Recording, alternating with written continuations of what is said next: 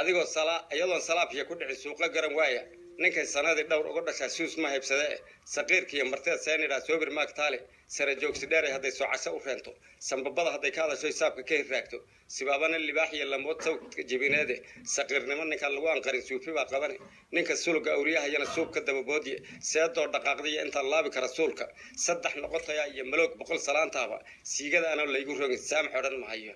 adigoo salaadii ka lay waaga subaxdiisa sarjigi daraareed waxa socodka waa shaaba saymo haday ku dhacan waa habeen sugan warso surumada salay martiya saaqu kuma qaadin sanka waxa la raacdiyo waxa tuulka dhugataaba ardaa cawsku saystaaban yahay soo gal ma ahaatay midda sidiga tuu sooma dhalay sooci ma ahaatay warbal wiilku waa sugan yahay soo lis ma ahaatay salxiir ay xumbadu saaran tahay siiya ma ahaatay sacabada inaad hoosatay iyo soo dum ma ahaatay inaad saabka geysiyo inaad siibi ma ahaatay sin inaad u duusiyo inaad seexan ma ahaatay cidda kale sadka lama laho waa si la hubaaye sad buraalaha lagu arko laga sarreyn waaye sokeeyii walaalooyina suub hal ogaado daahir markuu sida geela uga dabagalaya oo waxtarkiisa iyo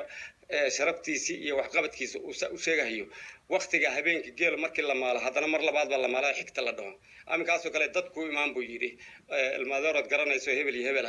geelina waa la maalay raashin loo karin maayo loo lisi maayo ari loo geli maayo agtaada gool intaad u dhigto yaad geelin rigaa ku soo dayn buu yiri wuxuuna yiri markuu ka hadlayay dayaxo korka jooga dulaliyo waa jeclayd iyo dad ma ku yimideen ma la daata agtaada kuwa dayr dhalaha diirintii ma ka riixay doobtii ma la booday martidii ma ducaysay hambadii ma dabooshay xogaa ma la daahday ama waagu iftiimay barqalo ma dareersay ilmihii ma u daysay indhahay dalqisaa araxay dabcisaa saalada durdurtaa daafyahay ka maraan damdam bay u lisaan daryaankii ka baxayay xalay soo dad ma maalin ilma soo ma daliigin dinjigaagu ma keenay deeqlihiina abuurtow wuxuu dunya ka weyne micirkood diiba saas ma sha Allah